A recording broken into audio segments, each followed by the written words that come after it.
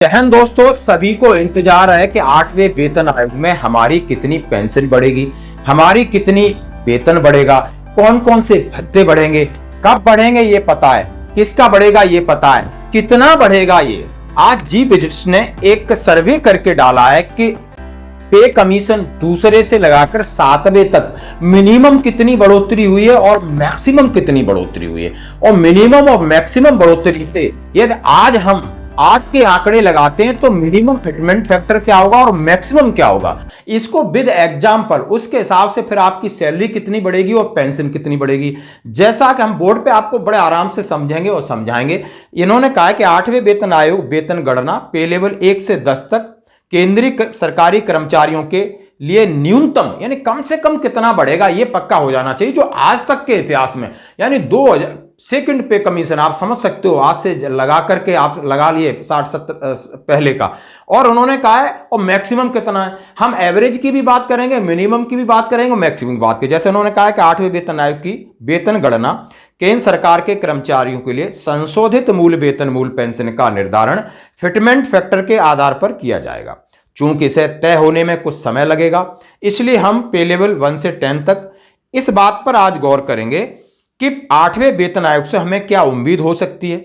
उम्मीद है कि आयोग उनके वेतन में अच्छी बढ़ोतरी करेगा। हालांकि इसमें कुछ समय लग रहा है क्योंकि आयोग का गठन अभी होना बाकी है। इसके अध्यक्ष और सदस्य वेतन संशोधन के लिए अपनी सिफारिशें कैबिनेट के सामने पेश करेंगे। कैबिनेट उन्हें वैसे ही स्वीकार करेगा या मंजूरी देने से पहले कुछ बदलाव कर सकता है। स्वीकृत सिफारिशों के अनुसार ही नए मूल वेतन और नए मूल पेंशन लागू किए जाएंगे। दोनों की गणना फिटमेंट फैक्टर के आधार पर की जाएगी, चूंकि यह अभी तय होना बाकी है। लेकिन सबको ऐसा लग रहा है कि अनुमानित सबसे अच्छी स्थिति होती है तो क्या होता है और सबसे खराब स्थिति होती है तो क्या होता है। बहुत अच्छा आकलन है कि यानी सबसे कम से कम डाला सरकार बिल्कुल ही घुटने टेक देती है तो क्या देगी, देगी तो जरूर कुछ न कुछ क्या देगी, और ज्यादा चीजें हैं क्या देगी। और अभी तक का इतिहास मिनिमम और मैक्सिमम क्या रहा है, आइए हम इसको अभी बोर्ड पे अच्छे से समझते हैं। 8th पे कमीशन, अब पे कमीशन सेकंड से लगाकर 7th तक मिनिमम बढ़ोतरी 14.27% ऑफ बेसिक पे और बेसिक पेंशन, यानी मिनिमम जो हमारी बढ़ोतरी हुई है बेसिक पे और पेंशन की वो 14.27% बढ़ा है, जो कि सेकंड पे कमीशन में हुआ है। सेकंड में हुआ है, आराम से समझेंगे। अब मैक्सिमम बढ़ा है 54%, अब मैक्सिमम 54% बढ़ा है और ये बढ़ा है 6th पे कमीशन में, यानी दूसरा, तीसरा, चौथा, पांचवा, छठा, सातवां। अब 8वें की बारी है। अब 8वें में ये कह रहे हैं कि भाई 14.27 बढ़ा के देखते हैं तो कितना फिटमेंट फैक्टर आएगा और उसके हिसाब से हमारी सैलरी या पेंशन कितनी बढ़ेगी, और मैक्सिमम लेके भी उदाहरण कर लेते हैं। तो first factor of fitment factor का होता है डीए। पहला होता है कि आपका डीए कहां पहुंचा है। तो हम आज बात करें कि मिनिमम डीए कितना पहुंचेगा 1 जनवरी 2026 तक और मैक्सिमम कितना पहुंचेगा। मिनिमम यानी अभी 55 है, तो यदि आपको जुलाई 2025 में 2 बढ़ता है तो 57 हो जाएगा, जनवरी 2026 में 2 बढ़ता है तो 59 हो जाएगा, यानी मिनिमम हम 59 तो भैया लगा के चल ही रहे हैं, है ना। 59% तो होगा। और मैक्सिमम कितना होगा, तो 2 किस्तें आनी, हम 3 की लगा देते हैं तो 55 + 6 = 61। इसके है मिनिमम 59 और मैक्सिमम 61, या बीच में 60 हो सकता है, 1, 2 या 3 बड़ी। तो मतलब आप मिनिमम और मैक्सिमम की बात किया हमने, समझ गए। अब मिनिमम और मैक्सिमम से क्या फिटमेंट फैक्टर बनता है। अब डीए को मैंने बोला है ना first factor of fitment factor. First factor of fitment factor क्यों कह रहा हूं, यदि 59% आपका डीए है तो 159 इसका फिटमेंट फैक्टर निकालते हैं तो 1.59 फिटमेंट फैक्टर ऑटोमेटिकली बनता है। ये तरीका है फिटमेंट फैक्टर का, ठीक है भाई। यदि 1661 है तो 161 को 1.61 आपका ये मैक्सिमम फिटमेंट फैक्टर बनता है। ये मैक्सिमम है डीए के हिसाब से, ये डीए के हिसाब से। अब इसमें बढ़ोतरी ऐड करेंगे वो अलग है। अब बात करेंगे कि 8वां वेतन आयोग इस फिटमेंट फैक्टर को कितना बढ़ाएगा, यानी मिनिमम कितना बढ़ाएगा 159 से और 161 से मैक्सिमम कितना बढ़ाएगा।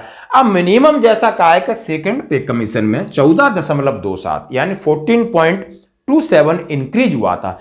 अब 14.27 जो हिस्सा है वो 159 का कितना इंक्रीज होता है, यानी 159 इंटू 14.27 डिवाइडेड बाई 100।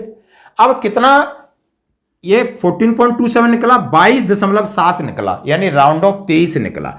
अब 159 प्लस 23 182 और इक्वल टू फिटमेंट फैक्टर निकला 1.82, यानी मिनिमम फिटमेंट फैक्टर 1.92 की बात हो रही है। ये सरकार बिल्कुल ही गिर जाती है, लोअर जाती है तो 1.82 होगा ही होगा। ये आज तक के इतिहास का कम से कम बढ़ोतरी जो कि सेकंड पे कमीशन में हुई थी। समझ में आ गया भाई?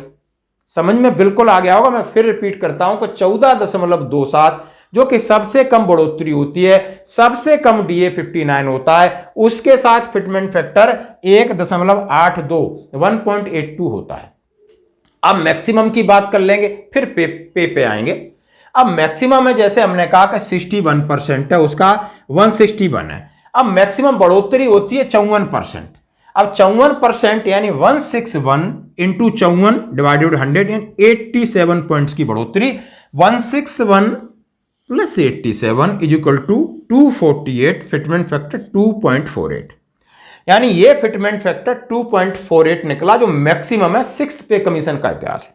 अब मैं आपको सीधा सीधा बोलूं कि 2.57 2.86 का कोई वजूद है ही नहीं इसमें, कहीं दूर दूर तक नहीं। बहुत सारे हम कारक, बहुत सारे टर्म्स ऑफ रेफरेंस में चीजें जोड़ने के लिए बोल रहे हैं कि फैमिली यूनिट को जोड़ो, है ना, तमाम चीजें जो नई हैं उनको जोड़ो, यानी 58 साल पुराने को नया करो, तब खींच खाच के जाएगा, तब खींच खाच के जाएगा।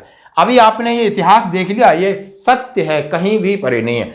अब बताओ, अब पे और पेंशन में, चलो पे की देखते हैं। पे लेवल 1 की सभी जानते हैं, पे लेवल 1 की 18,000 है ना, जो कि सेना का पे लेवल 3 से शुरू होता है। 18,000 कम है, 18,000 के आंकड़े से लगा लेते हैं, बाकी डिटेल में हम बाद में बात कर लेंगे बोर्ड पे सेना के लिए। अब 18,000 गुणा 1.82 और 18,000 गुणा 2.48, तो 1.82 से बढ़ती हो जाती है मिनिमम 32,760, मैक्सिमम 44,640 यानी 44,640। फिटमेंट फैक्टर देख लिया। अब ग्रॉस सैलरी में कितनी बढ़त होती है, यानी 18,000 टोटल 18,000 से डीए ऐड कर मर्ज करोगे तो 28,260 से बढ़कर 32,760 होती है, लगभग 4,4200 की बढ़ोतरी होती है। और उसी तरह 2.48 से 26,600 की आसपास बढ़ोतरी होती है।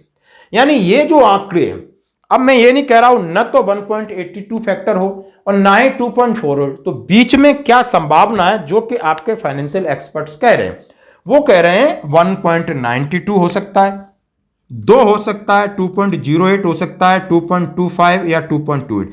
अब मैं आपसे सलाह देता हूं, मिनिमम आपका 1.92, 2 और 2.08 जो पहले के 3 फिगर है यहां रुकेगा, और मैक्सिमम 2.25 2.28 के आसपास रहने की संभावना है। ये हो सकता है। अब आप इसमें जरूर अपनी राय दे सकते हो, आपके पास कुछ और इंफॉर्मेशन है। अब इसके हिसाब से पे लेवल 1, पे लेवल 2, पे लेवल 3।